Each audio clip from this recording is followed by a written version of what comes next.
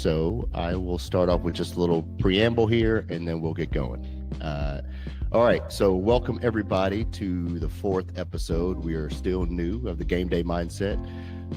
Hello. I want to welcome everybody to the podcast, and where we dive into habits, mindset, and behind-the-scenes stories that fuel success in fitness, health, business, and life.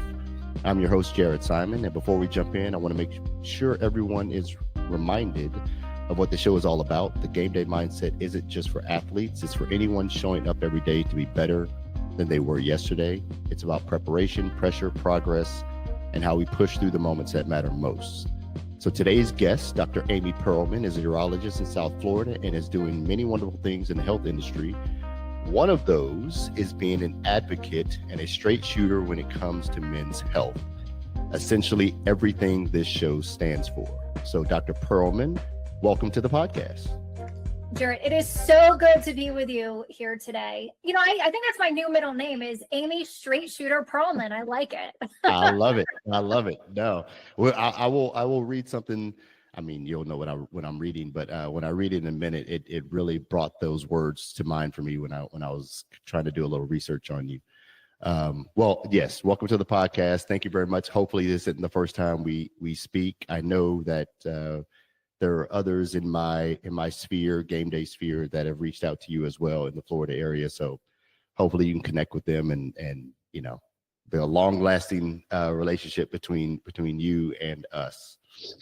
So to get us started, get us kind of warmed up. It's Friday. I'm feeling good. The day, you know, beautiful sun outside.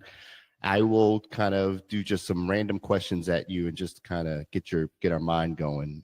These will probably be off topic, but let's just see if we can learn a little something about Dr. Pearlman. Yeah, let's play 20 questions. Yeah, I don't have 20. Do you have any questions back, or are these only questions for me? You can do whatever you want. This is your show, even though I'm hosting. It's your show. Okay, so the first few questions, since you're in Miami. Heat fan or Dolphins fan? I'm not a sports fan. Well, that's a zero there. Okay. Dolphins or any football team Okay. or basketball team, but yeah. Okay. Well, I have one of my college roommates lives in Miami. He's a CPA down there, does big things down there, and so I go not as often as I want to, but I go enough that I love that city. So I will ask you, what's your favorite restaurant in Miami? Ooh. I love Uchi. It's a phenomenal sushi restaurant. Yeah, they have one here. One here. It is very, very good. I would agree with that. Okay, so this may age you a little bit. Okay. Can you drive a stick shift? No. Okay. Have you ever tried to drive a stick shift? 0 attempts. Okay. Yeah. Was that even an option when you were learning how to drive? It was, but it would never have crossed my mind to learn how to drive a stick shift. Okay. All right. Fair enough. I saw that you spent time in Texas, you've spent time in Iowa, and now you're in Florida. Mm-hmm. Who has the nicer people? Texas, Florida, or Iowa? I could ask you in my true voice and see if you really give the right answer, ma'am. I also spent time in Philadelphia, and I'll tell you, the nicest people are not in Philadelphia. Yeah, I would take that. Yes, that's an easy one. Midwest nice is real. So when I was in Iowa, I mean, yes, people are very nice. Why it's difficult for me to answer that question, though, is because what I was doing in those areas was so drastically different. Mm-hmm. So when I was in Philadelphia, I was a trainee. So I'm like at the bottom of the totem pole. So I just felt like people weren't as nice. And it also Philadelphia, I mean, hey, they have a reputation. And then when I was in Iowa, it was the first time that I was like in my big girl shoes, and I had kind of like my own practice, and I was on faculty. And so I think I felt people were nicer because I was now like a boss lady. Okay. I like that. But Iowa people are pretty nice. Iowa people are pretty nice. Okay. 3 quick ones to wrap us up. Sunrise or sunset? Sunrise. Beach or pool? Cool. Drama or love story? Drama. Drama. Okay. All right. That's just some background we have on Dr. Pearlman here. What does that tell you about me? I have no idea. I have to put it into my AI app and see what it spits out. It'll give a full analysis. I think because I'm pretty cool. Yeah. I would describe myself as no nonsense, cool, very stable. I don't get too high. I don't get too low. I like the sunrise because it means I woke up early enough that I can start crushing the day and get a head start on the day. And I like nice people. Yeah. Yeah. Yeah. Okay. And I'm a lover, not a hater or a fighter. But I like some drama because I love to live vicariously through other people who have drama in their lives, because I like to keep the drama in my life at a minimum. Yeah, we have to. Life's too short. Good Lord. Yeah, life's too short. So you mentioned something that you said you don't basically back to the straight shooter. You don't have a lot of fluff. So I saw a quote. You just put this on LinkedIn a few days ago, and when I read it, I was like, this is what we need, right? What you wrote on LinkedIn before you, I think it's before this is what you just had maybe a few days ago. You had, so for those that didn't read her LinkedIn, you put, men don't like going to the doctor. Men don't talk about their health.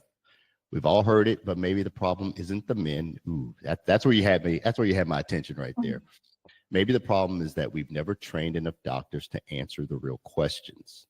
And we've never given men the stage to have these questions in the first place, have these conversations in the first place.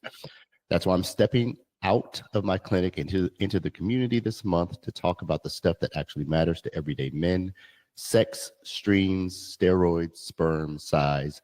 Yes, we're going there. We'll cover normal structure and function, common symptoms, and what I do best: practical solutions. No fluff, no judgment, just straight talk about men's health.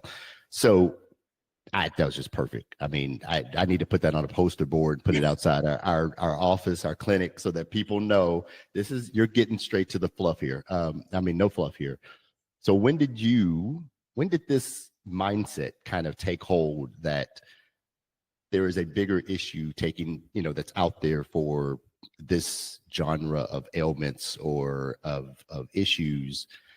It goes beyond just a man saying, I have an issue or I have a symptom. When did that kind of mindset take hold for you? It really started when I was at the University of Iowa. When I was there, I was directing their men's health program for 4.5 years. And what I learned during that time is I had people travel from all over the state and adjacent states to see me for their men's health concerns. And in some ways, that was something I was proud of, that I had built that reputation that people were willing to drive 5-6 hours. On the other hand, I thought it was a shame that people had to drive 5 or 6 hours to see me for what I would consider to be very basic men's health care. Someone should not have to drive 5 or 6 hours to see someone to talk about their testosterone level or their erectile dysfunction. And so that was like the first time that I realized, wow, these guys really have to do it, because there's not really anyone else with the expertise. The other thing that I noticed as I was seeing more and more patients early in my career is that a lot of my patients didn't have problems. They were hitting their 40s and 50s. They were noticing that their bodies didn't function quite as well as they used to. They were wondering, is this just what it is to get older? And it's kind of what I would call the tale of the middle-aged male. And I don't say that to be funny, but I think people can resonate with that. We oftentimes think of midlife as being in the 50s. Midlife is really in one's 30s and 40s. I mean, that's really what midlife is, when people are living to their 70s and, late 70s. So these changes start happening a little bit earlier, but a lot of the guys that I was seeing, they didn't have diabetes. They didn't have high blood pressure. So Jarrett, what was their problem?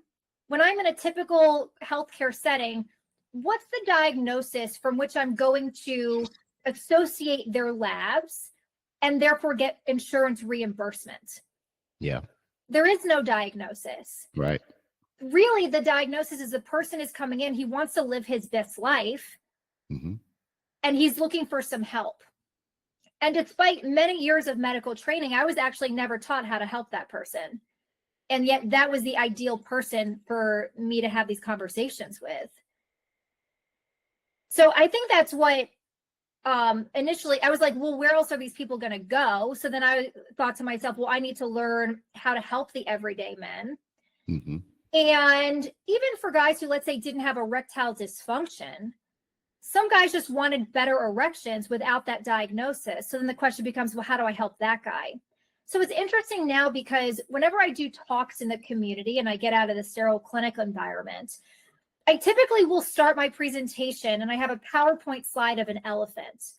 And I say, before we get into today's discussion, I want to address the elephant in the room. And one elephant is, what is a woman doing talking about men's health in front of a bunch of dudes?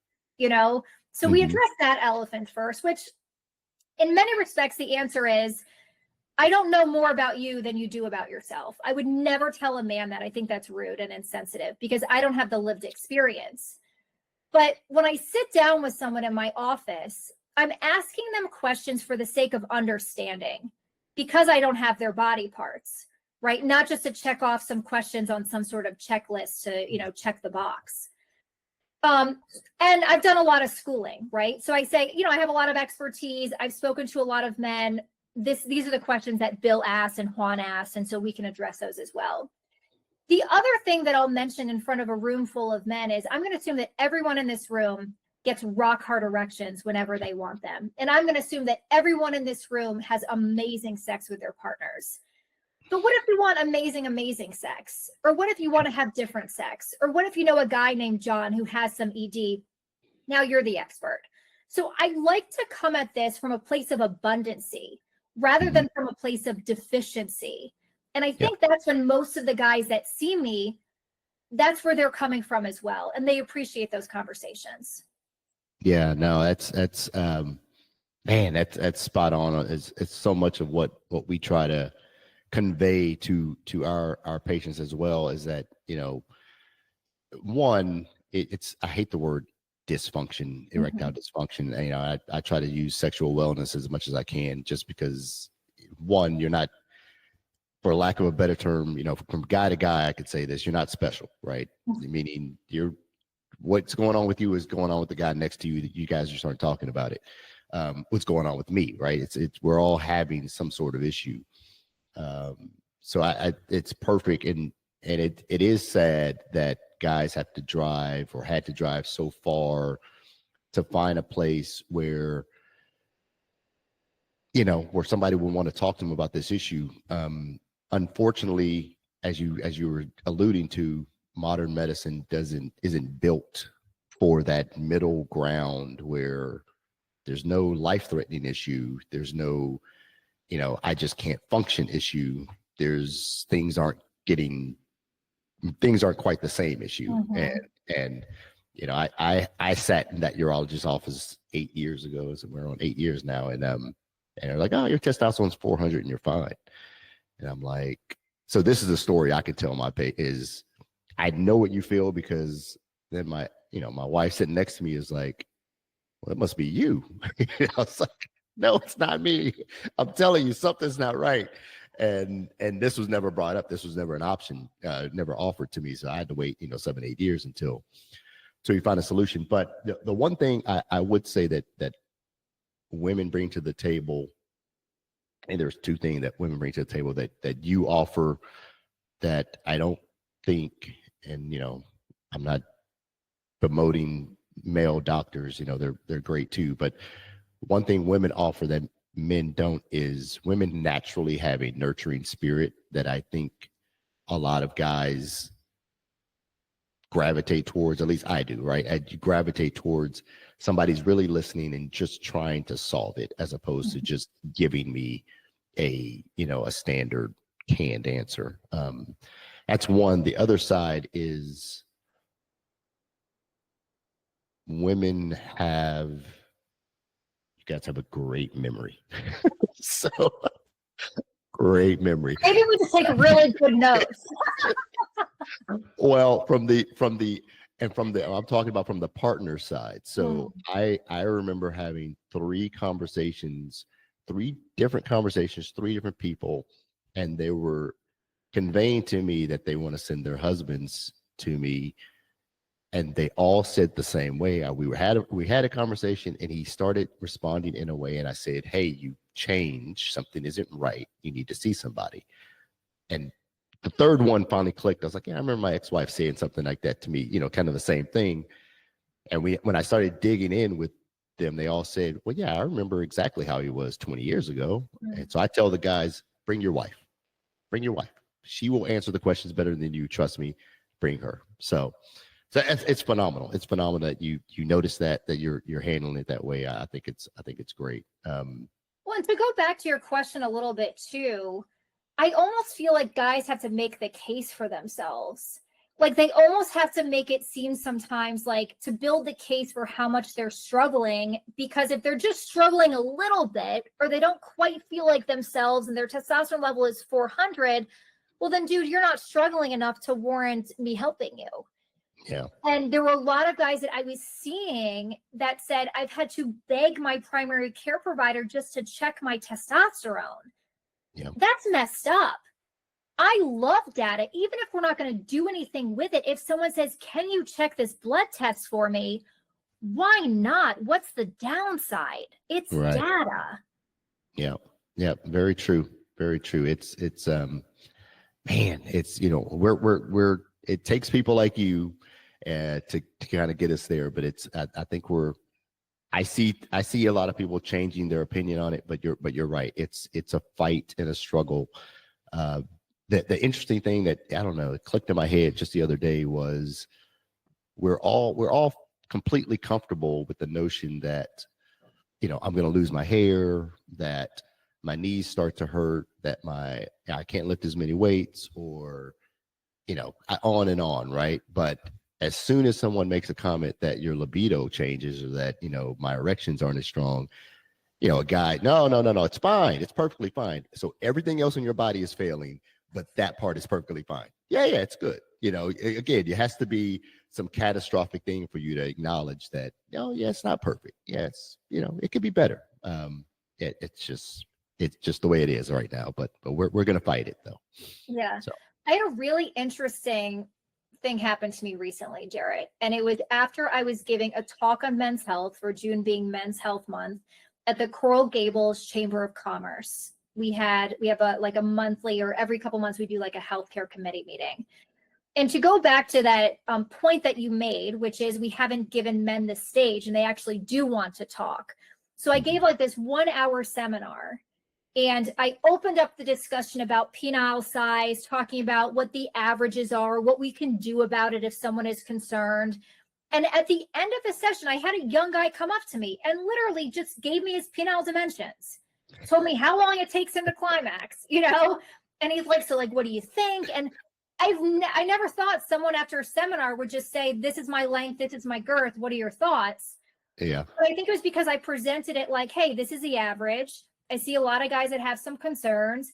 These are the safe solutions. Take that information and do with it what you will." That he was like, "Yeah, I want to talk about it." Because it just takes some of that lingo, that conversation, the words matter. You said you don't use dysfunction. I don't use it either. I say like a drop in erectile function, right? Mm-hmm. That normalization is key. And then once you get a guy to open up and start talking, you can't get him to stop. Can't get him to stop. You can't get him to stop. Yeah. Well, we're fixers, right? So once we're there, if we're there, we're gonna find a solution right here. We're not leaving this spot. I'm already here. I drove over here. I'm talking to you now. So I want the fix. That's how we operate. It's just how we are. So that's awesome. You obviously did a good job with the talk, that the guy felt comfortable enough to walk up and say that. So kudos to you. That's amazing. So, okay. So you recognize, so we recognize that, that there's an issue. So we know guys are coming in with, we know they're coming in with this hesitation. So how do you go about making them feel comfortable to have the conversation, when they get in your office? And then I think for me, what I'm seeing and is there's a gap between, I've recognized I have a problem. That's why I'm here. So I've gotten that far. but I may not have agreed that I can't fix it on my own. It won't fix it on its own. And if I'm going to completely believe that what you're telling me is the fix, how do you get them comfortable with there is an issue now let's talk about real solutions. Mm-hmm.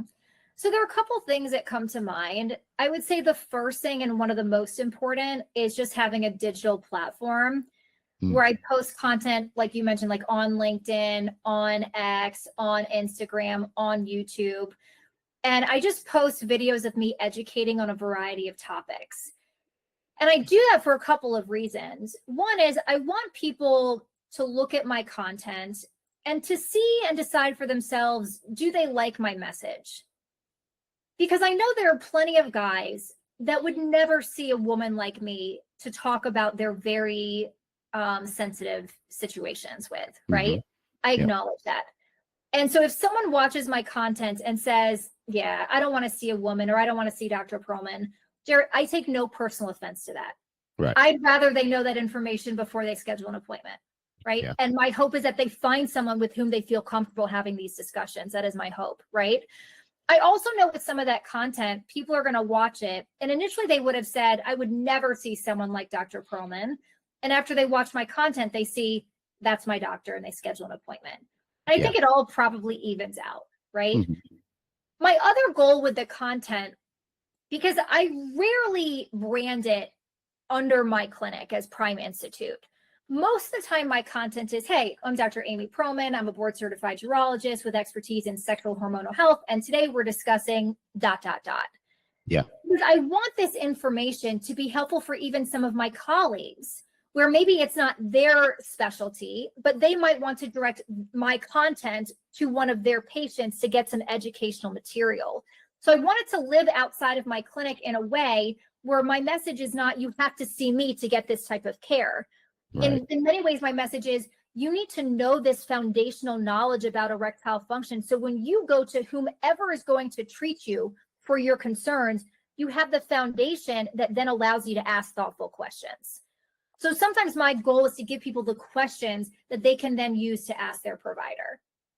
So really, the conversation starts outside the clinic before anyone makes an appointment.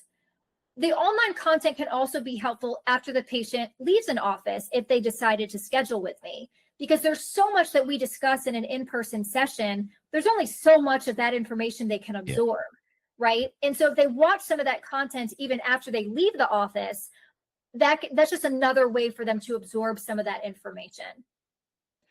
When they come into the office, the first thing I do is I ask them, would you like some water?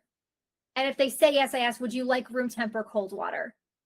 It's a very basic and simple question. I never thought, if you were to ask me 5 years ago, or to tell me 5 years ago, I'd be asking my patients if they want water. I'd be like, isn't that someone else's job? Or the reality is it's everyone's job to make our patients feel comfortable. Yes, and I found that if I can greet my patient at the door and ask them, not even if they want water, but what temperature, that is me showing them in a very obvious action that I care about the details and I care about their comfort without me having to tell them that information. And then I give them a tour of the office. And the very first room on the tour is a room of sexual wellness products. And I say, this is where I see women, and this is where we can go over sexual wellness products if it comes up.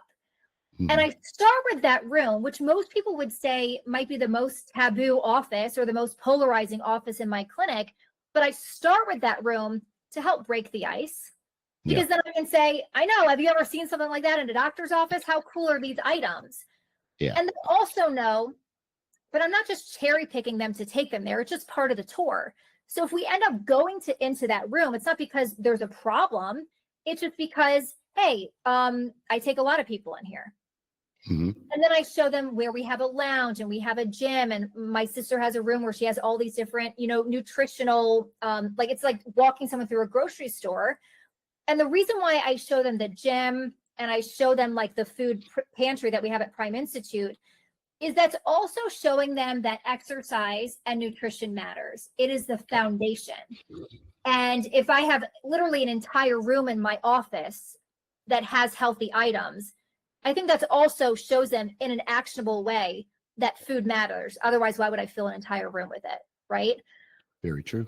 And then my sister has her office. We have a restroom. So I always make sure they know where the restroom is. I'm a urologist. Bladder health is key.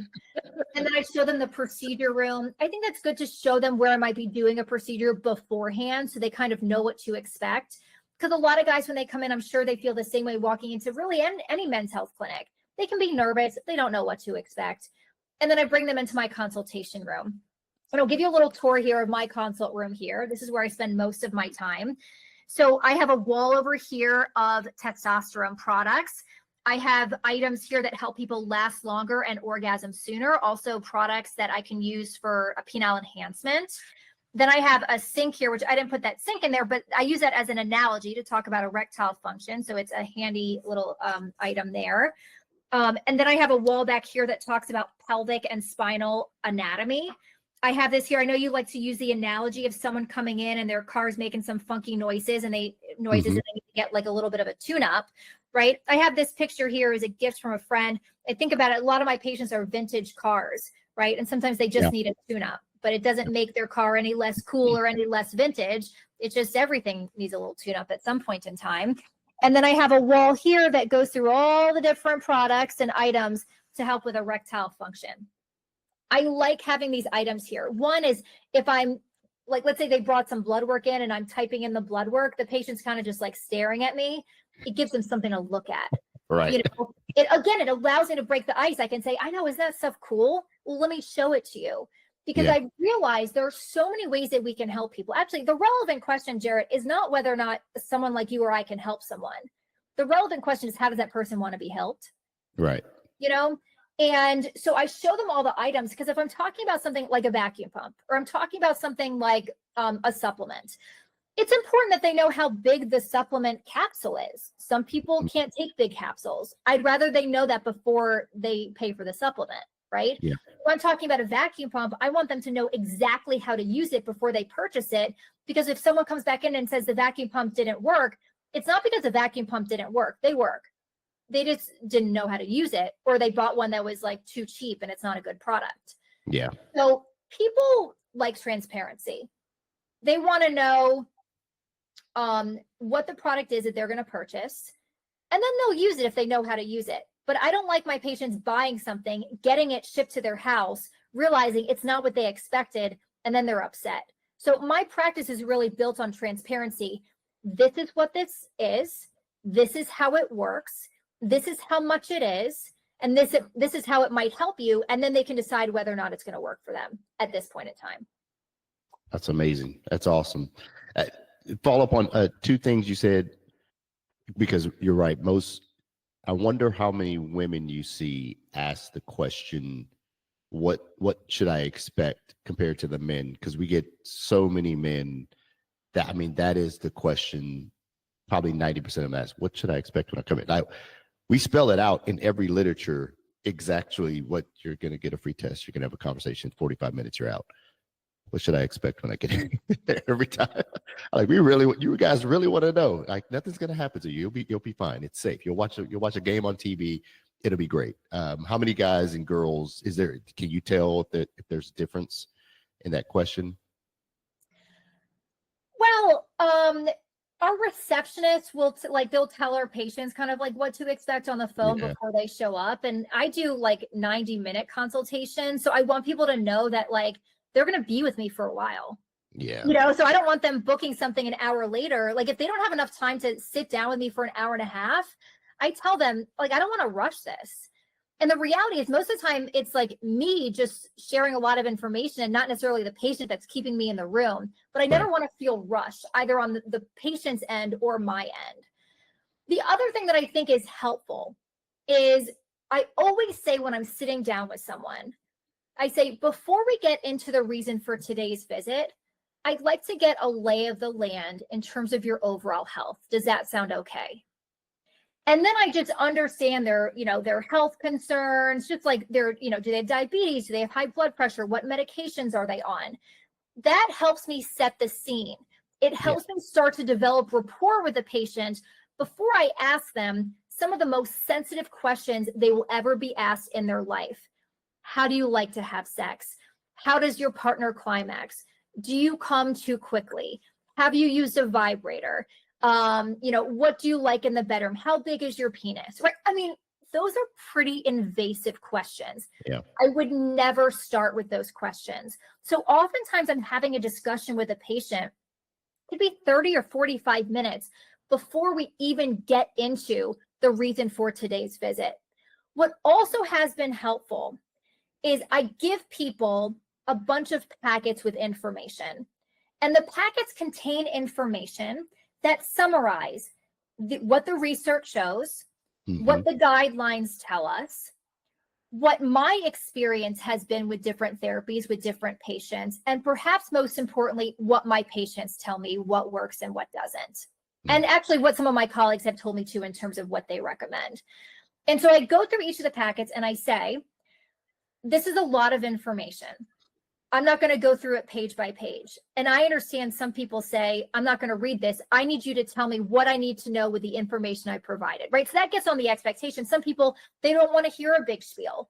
Like if I were to take my car into a shop, if the technician said, I'm going to give you 5 packets to read on your car, I would say, there's no way I'm reading this. Not going to happen. Just tell me what I need to know with the information I provided. Are my brakes good enough, right?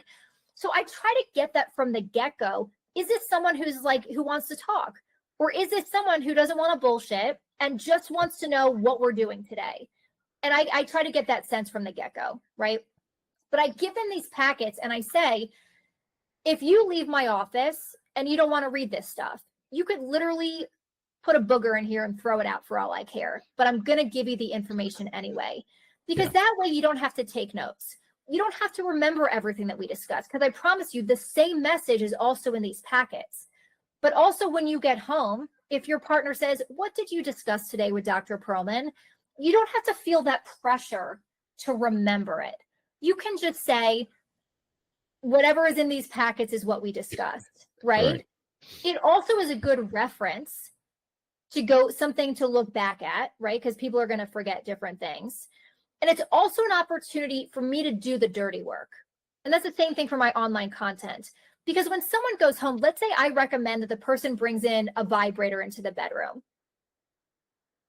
If they go through the packet together with their partner, that partner can see that that was my recommendation. And here are the different recommended products, right? And sometimes it's hard. It's easy for me to tell someone to have a certain conversation with their partner. The reality is difficult. And so if I can give the information that has these different recommendations, I can help start the conversation. It becomes an icebreaker for that person when he goes home. Yeah, that conversation with the partner is it's huge to me. It's huge because you take away, whether it's male or female, right? The partner starts to feel the issue is them and not with the person that's having the issue, right? And if you can get them to have the conversation, have the other person be a part of that, the sooner the better, obviously. But it just makes it so much better. And the literature, everything you're giving, hopefully helps bridge that gap so that you remove. It's not you, right? It's a physical issue that I'm dealing with that we're going to attack and fix together. So that's beautiful.